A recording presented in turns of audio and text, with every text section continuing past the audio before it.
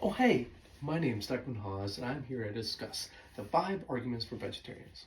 Starting with number 1, the argument for distributive justice. This talks about how, as a world, we have used meat production in a way that deprives a lot of people a lot of food. 70% of grain production goes to livestock feed, and to create 1 pound of meat, we need 3 to 21 pounds of grain. If we manipulate this grain production in a way that more evenly disperses these resources to people who need food, who need it more than us, developed nations and people within developed nations, we as a world we would be better off. So us who live in agriculturally powered nations should boycott meat eating societies, the luxury of meat eating, by switching to a vegetarian diet. Because switching to a vegetarian diet would give the opportunity for poor nations, poor communities to be able to consume more food, to be able to have more resources to make their own food. So, and then the only argument really is if somebody asks me, Declan, what can an individual do in terms of impact if he switches to vegetarianism?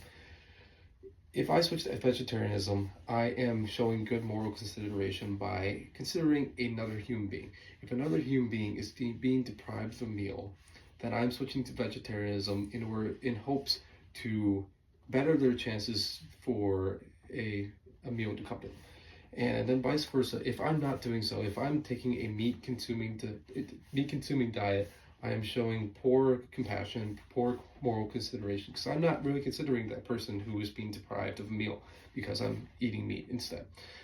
And then if my influence influences others to take collective action to become vegan or vegetarian, then the chances of these people having access to more food becomes higher and higher.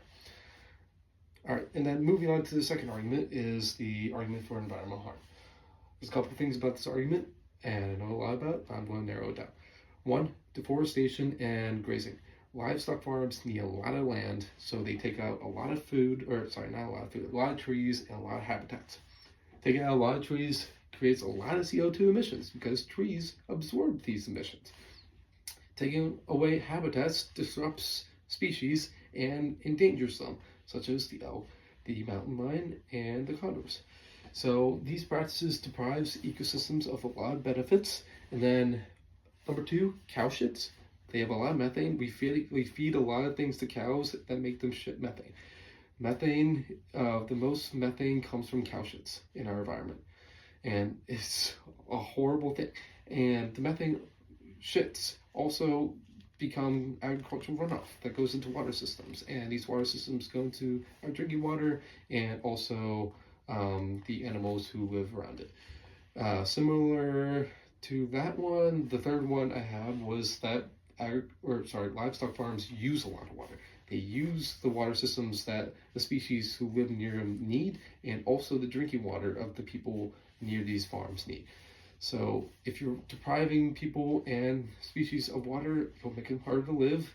And since livestock farms use so much of it, it becomes a way of environmental degradation. So in this way, in return, becoming vegan or vegetarian helps us sustain an environment and keep us away from environmental harm. And there's a couple scenarios that combat this argument, such as a scenario that a piece of land is unsuitable for agriculture, regular agriculture such as grain or corn. And if we use a livestock farm to put on it, it is not depriving the environment of anything. This is flawed because it is prima facie wrong to manipulate a healthy environment that consists probably of wildlife for a economic gain. It is of moral consideration and it hurts the environment either way. And the other argument, similar to what I discussed in distributive justice, if somebody asked me, Declan, what is switching to a vegetarian diet going to do in terms of helping the environment? Well, switching to a vegetarian diet means switching to a vegetarian meal 3 times a day instead of a meal that consumes meat. And also means switching to better modes of transportation, such as walking and biking instead of riding buses, cars, and trains. And all in all, in doing so, I am supporting the environment no matter how small. and I'm also showing good moral consideration and compassion for my environment, and showing support and hopes of helping the environment thrive and survive. That's the same thing. Anyways, third argument is the argument for feminism and sexual politics.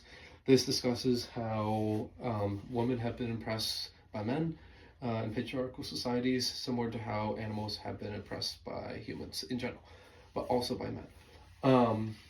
We see a lot in patriarchal societies how men have been associated with meat and women associated with more vegetables and greens. But men have been shown as people who hunt more, who kill, who have more power, who like own women, who control what they do. And women have been shown to be weaker, and people who gather, who only eat greens, and so this is something that obviously isn't the same, but has lived all the way up to today. Men have been shown to, like in advertisements, have been shown to eat more meat, have been shown to advertise meat as something that shows power and shows masculinity. And eating vegetables and taking on a vegetarian diet shows more femininity and is emasculating. And they use that as an advertisement to produce more meat and for people to consume more meat. But so with these reasons, we should embrace a vegetarian diet, and we should embrace a culture with more feminism in order to disrupt and change patriarchal societies from within. And some of the disputes around this, I think it's just the consideration that gender roles are dogmatic and they are heavily embedded in our society, but so are practices of meat production. But we have to change these things in moderation. Everything has to change in moderation, and with the end goal being sometime in the future where we live in a society where vegetarianism is more practiced and gender roles are more equal. Anyways, moving on to number 4, we talk about animals and moral consideration. It's the argument for moral consideration in animals. And we talk about two perspectives, Singer and Reagan. Singer talks about sentientism and has a utilitarianism view. Since animals are sentient and have interests, we give them value, and therefore, since they're sentient, we should not consume them, we should not manipulate them for our gain. And therefore, we should embrace a vegetarian diet because we are all sentient organisms. And then Reagan discusses more so pain and pleasure. Singer talks about suffering, but Reagan talks about pain and pleasure, and how beings, animals have inherent value. Is how, since they have inherent value, we also have inherent value from when we're born. We have to consider these values and to consider the interests of animals and choose a vegetarian diet in order to respect these values. The only flaw with these perspectives is that it doesn't really reference roadkill or animals who die of natural causes, which is never going to be considered like in terms of consumption for people who've gone to lengths of a vegetarian diet, who've gone to lengths to advocate for animals and animal survival. And either way, if you do go out of your way to consume livestock, consume animals who have died of natural causes, when there's such things as meat production, it harms your moral values, harms your judgment, or how people judge you in your moral consideration. Anyways, the last one, I'm going to try to do this really quick. The last one is the argument for health. Basically, this is pretty straightforward, but it just says that a meat-based diet is a lot more unhealthy than a vegetarian-based diet. Humans are not designed to be carnivores. They are more so designed to be herbivores, if not even omnivores. They have different digestive tracts than wolves and even bears, who are omnivores. They have different teeth and so on and so forth. They are biologically built to not be carnivores. Therefore, it is not suitable for them to take on a meat-based diet. It is more suitable for them to take on a vegetarian-based diet. And there are also many diseases that come with a meat-based diet, And with a vegetarian diet, you won't experience those types of diseases. The only real argument is saying that like this, I'm like depriving yourself of meat is going to take away certain types of nutrition, certain types of health benefits like protein, so on and so on.